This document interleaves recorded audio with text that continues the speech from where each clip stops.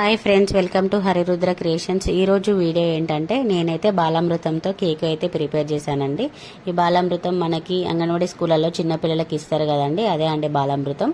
దాంతోనైతే cake prepare చేశాను. ఇది పిల్లలకి మనం కంపల్సరీగా తినబెట్టాలి కాబట్టి కేక్ అయితే ప్రిపేర్ చేశాను. దీంతో మనం బిస్కెట్స్ కానీ కేక్స్ కానీ దోశ కానీ ఏదైనా చేసుకోవచ్చు. కానీ ఇందులో షుగర్ ఉంటుంది కాబట్టి దోశకి అంత బాగుండకపోవచ్చు. అందుకని చెప్పేసి నేనైతే కేక్ రెడీ చేశాను.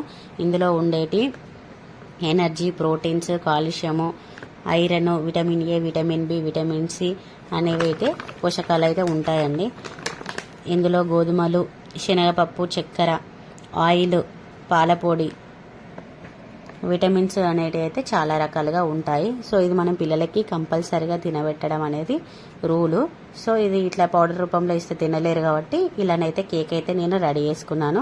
దీనికి 2 కప్పుల బాలామృతం పౌడర్ని అయితే నేను తీసుకున్నాను. అందులో 1/2 కప్పు షుగర్ అయితే యాడ్ చేసుకున్నాను. ఎందుకంటే ఆల్రెడీ ఇందులో షుగర్ ఉంటుంది కాబట్టి ఇంకొంచెం షుగర్ యాడ్ చేసుకున్నాను. కేక్ అంటే స్వీట్ ఉండాలి కదా అని. సో బాలామృతం ఉన్న షుగర్ అయితే ఫైన్ పౌడర్గా అయితే పట్టుకోవాలి. పట్టుకున్న తర్వాత అందులో 1/2 స్పూన్ బేకింగ్ సోడా, కొంచెము ఆయిల్, కొంచెం నెయ్యి, 1 స్పూన్ నెయ్యి అయితే వేసుకున్నాను. ఈ బ్యాటర్ మొత్తం కలుపుకోవడానికి పాలు అయితే యూజ్ చేశాను. ఇందులో 2 ఎగ్స్ కూడా తీసుకున్నాను నేను.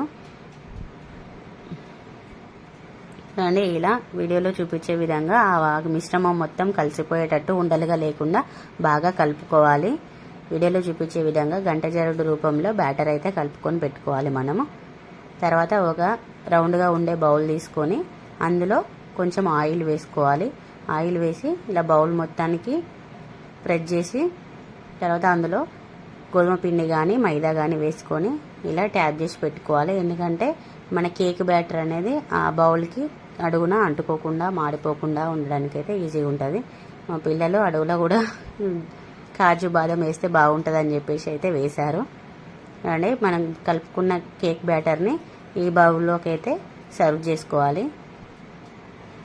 తర్వాత ఇలా ట్యాప్ చేయాలి, ఎందుకంటే ఆ గాలి బుడగలు అనేటివి లేకుండా ఉండడానికి ట్యాప్ చేయాలి. పైన అయితే మనం కాజు బాదం ఆ పీసెస్ అయితే వేసుకుందాం.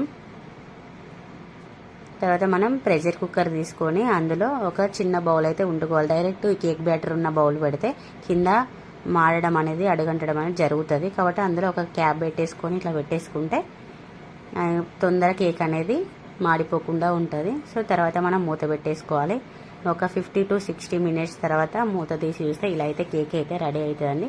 ఇప్పుడు మన కేక్ పూర్తిగా వాటర్ లేకుండా అయిందా లేదా అని చూడడానికి టీ స్పూన్లో కానీ మన స్పూన్ కానీ షాక్ కానీ పెట్టి ఇలా చూస్తే వాటికైతే ఏమో అంటకుండా ఉంటుంది. అప్పుడు కేక్ మొత్తము బాగా ఉడికింది, వచ్చింది అనేదానికి నిదర్శనం. తర్వాత మనము బౌల్ తీసేసుకొని కేక్ను బౌల్ నుండి కొంచెం డివైడ్ చేయడానికి షాక్తో అయితే మనం ప్రెస్ చేసుకోవాలి. తర్వాత ఒక బౌల్లో కేక్ను బోర్లించుకొని పైన ట్యాప్ చేసి చూస్తే ఇలా అయితే కేక్ అయితే వచ్చేస్తుందండి. చూడండి ఎంత బాగా వచ్చిందో. నేనైతే ఫస్ట్ టైం రెడీ చేయడము. చాలా అంటే చాలా వచ్చింది, చాలా టేస్టీగా కూడా ఉంది. ఎంత బర్ఫీగా ఎంత స్మూత్గానైతే అయితే ఉందో. మా పిల్లలు అయితే చాలా హ్యాపీ. చాలా అంటే చాలా టేస్టీ కూడా ఉందండి. చూడండి, మా చిన్నారైతే కేక్ తిన్నది చాలా సూపర్గా ఉందని చెప్పేసి చెప్పింది. తర్వాత మా రుద్ర ఎప్పుడు పెడతారా అని చూస్తున్నాడు. వాడు కూడా టేస్ట్ చేసిండు. వాడికి సామాన్యంగా ఏది నచ్చదు, కాకపోతే ఈ కేక్ మాత్రం చాలా అంటే చాలా బాగా నచ్చింది.